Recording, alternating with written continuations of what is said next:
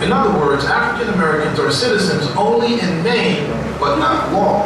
Then we have MSNBC Harris Perry stating that blacks are still not seen as American citizens. Even to this day, we still have whites-only swimming pools and segregated proms. How much of these people have to spit in the face of the African American for him to get the message he's not a true citizen? James Lowen wrote a book illustrating that in America today, we still have sundown towns where if the so-called African-American citizen gets caught after sundown, he will be killed. For those who still boastfully claim that the 14th Amendment made them citizens, how do you explain the Naturalization Act of 1870 that came after it? What was the purpose of that act? How do you explain the fact that as recent as 2013, we have African-Americans still marching and protesting for a Voting Rights Act? If y'all are citizens and the 15th Amendment gave y'all rights to vote, why do y'all need a Voting Rights Act? The black American was once a productive and innovative member of society, but now he has become the African American, an artificial construct, slowly self-destructing and driving himself into extinction.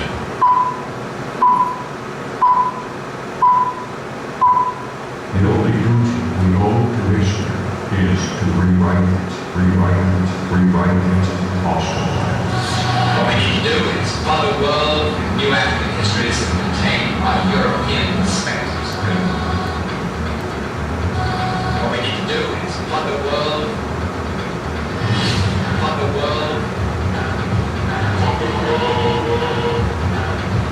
The 14th Amendment to the Constitution, ratified in 1868 following the Civil War. As barbaric as it may sound today, the black slaves prior to the conclusion of the Civil War were legally considered to be property with none of the rights or privileges of free-born people, only duties. The money interests took advantage of America's desire to free the slaves and found a way to use the swiftly adopted post-war constitutional amendment to enslave all of the people. The deceit is in the wording of both 13th and 14th Amendments. You will note that the 13th Amendment provides that neither slavery nor involuntary servitude shall exist within the United States. But why the emphasis on involuntary servitude? Isn't it the same thing as slavery? Sure it is. But they had to mention the concept of involuntary servitude because they wished to retain another type of slavery, voluntary servitude. Voluntary servitude is an ancient and established concept. It was the way serfs became subject to their lord during feudal times in England and other European countries. It was a way for free men to earn a living at a time when all property was held by a select few, and thus anyone who wanted to farm and support their family had first to agree to be subject to a lord of the land. Our forefathers hated this concept and designed our Constitution to exclude titles of nobility, making all Americans sovereign. The 14th Amendment turned the intention of the founders on its ear by making voluntary servitude a requirement for former slaves to gain the right already guaranteed to free-born United States citizens. When the slaves were released from their involuntary servitude following the war, their status was changed from that of being property to that of being a person. But being a person still entitled them to none of the rights associated with citizenship. So the 14th Amendment ostensibly was written to provide former slaves with the same constitutional rights of free-born American citizens, but only if they agreed first to become subject to the jurisdiction of the corporate United States.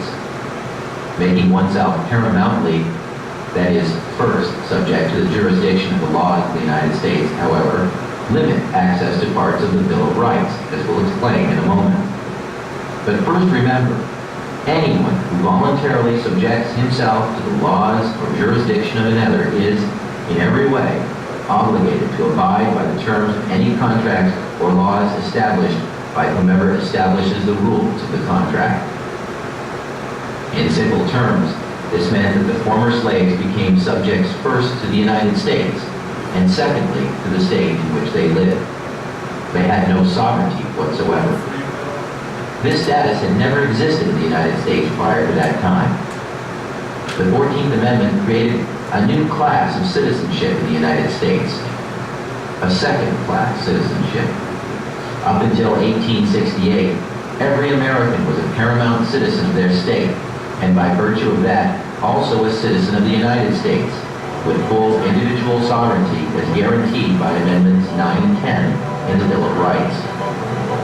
But so-called naturalized citizens, or 14th Amendment citizens, are paramountly subject to all laws of the United States, and, having no status as freeborn citizens, have no access at all to the unenumerated rights retained for the people by Articles 9 and 10 of the Bill of Rights. That's because, in order to get any rights at all, they had to subject themselves to the jurisdiction of the corporate United States, which left them no unenumerated rights.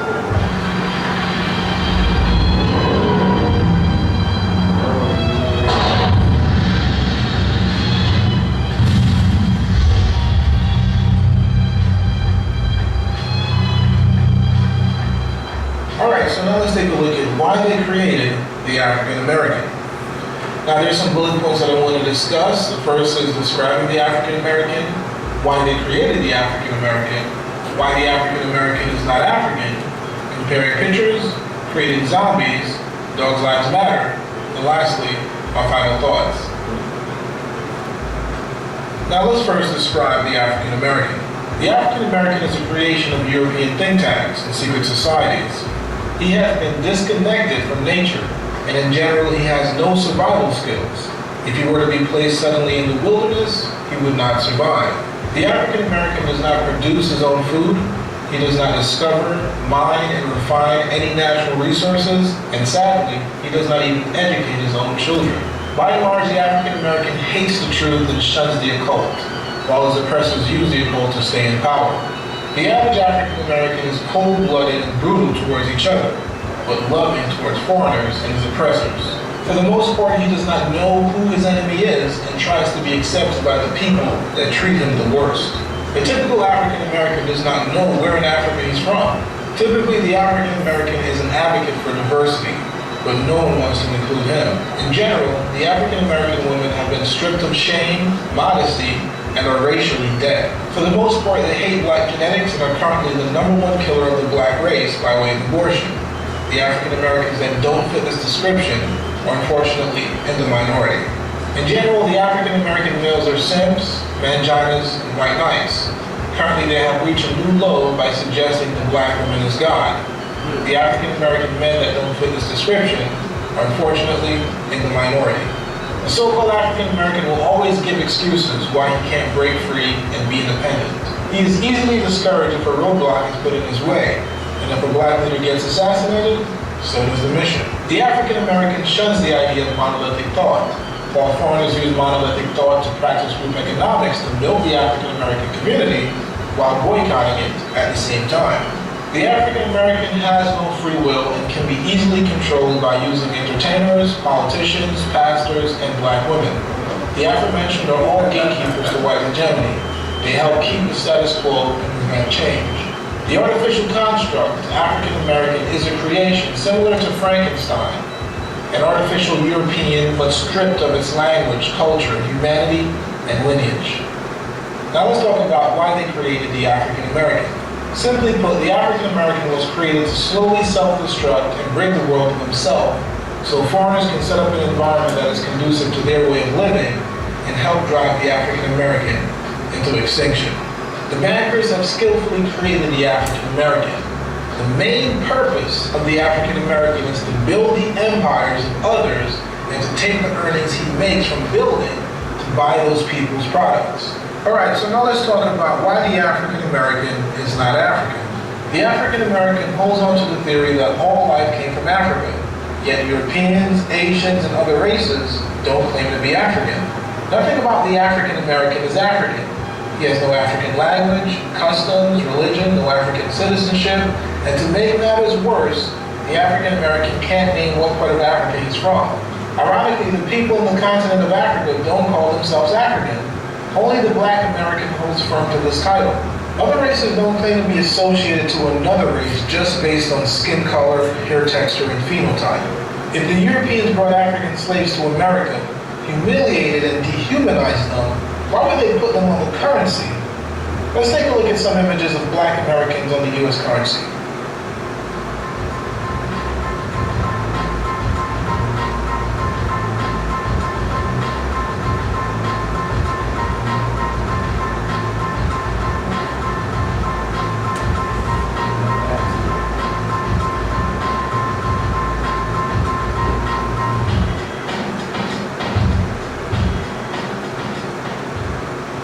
If blacks were brought to America enslaved and had no rights and were seen as property, why did Europeans bother to create laws that stated interracial marriage is illegal, Indians and Africans are to be called Negro, and all non-Christians will be slaves? How exactly did African chattel slaves turn to slave owners themselves? It's well known that so-called black people had black slaves. This fact only makes sense if the black slave owners were native to the land and they had African slaves. The African American continues to run away from the fact that he's indigenous to America. Here are a few questions that the African American will refuse to answer. Where does the word African come from? Why don't the people in Africa call themselves African? If you're an African American, what part of Africa are you from? Since you believe the transatlantic slave narrative, where are the slave ships at? What forest was cut down to build these slave ships? Where are the museums that are showcasing the slave ships?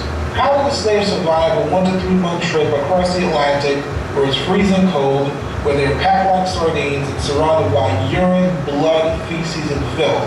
Also, if more than half of the slaves died during the trip, that would mean there was no return on investment. So why continue using expensive slave ships? What would be more easier and logical? Transporting millions of people across the Atlantic or using the people that are already on the land? What African nation is claiming African Americans? Why has no African nation sought reparations for slavery? These questions will frustrate the average African American, and he will be either ready to fight you, curse you out, or run away. No matter how much education the African American receives, no matter how many clues are given to him, he still wholeheartedly believes the narrative by his oppressor, that his roots are in Africa. Every religious belief given to the African American places him in a foreign land. The Moors point to their roots in Morocco, the Hebrew Israelites and Christians point to Israel, and the Nation of Islam point to Mecca. So in this section, we're going to be comparing pictures, but I'm not going to be giving any commentary because I want people to compare for themselves and make up their mind if the African American is indeed African.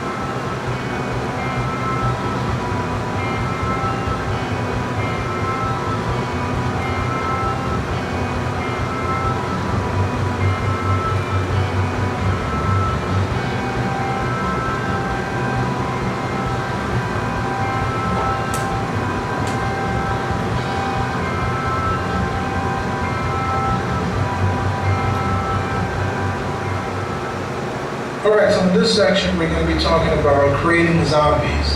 Now, the elites and the oligarchs have already chosen the people that will be the zombies. And they've already said